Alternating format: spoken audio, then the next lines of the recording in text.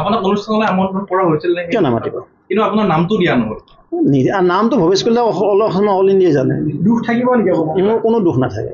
মই কাম কৰি দিছোঁ অসমৰ ভিতৰত ডাঙৰ হাইয়েষ্ট শুনক, অসমতো আটাইতকৈ ডাঙৰ বাথৌ মন্দিৰ মই গুৰুমুত বনাই দিছোঁ।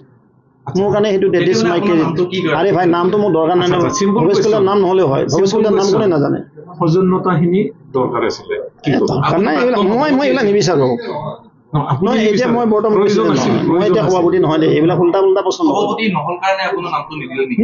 মই তাৰে একো নাই এতিয়া। মই ক'লো না, মই এতিয়া ৰঙিয়াত হেৰি কৰি কনচেনট্ৰেট কৰি আছোঁ।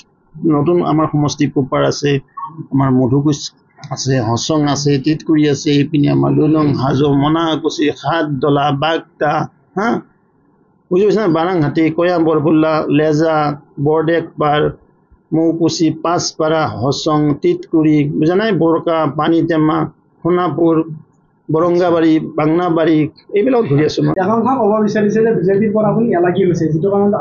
মইতো বিজেপি কোনে কৈছে?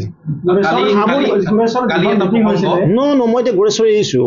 কওঁ শুনক, গৰেশ্বৰ মোৰ সমষ্টি নহয় এতিয়া। মাই কনষ্টিটিউৱেঞ্চি 31 ৰঙিয়া LAC। কিন্তু আপুনি আধাৰশিলা স্থাপন কৰিছে আপোনাক কিন্তু মোৰ প্ৰয়োজন নাই নহয়। আৰু মই তাতে কিয় মাথাটো আপোনালোকে কিয় মই তাতে সোমাই দিয়ে?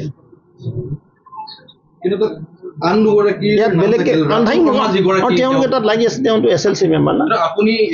ৰাতুল শৰ্মা ৰিপ্লাই মই I am not replyable in case of Ratul Sharma. সেইকাৰণে মই ৰঙিয়াত আছোঁ।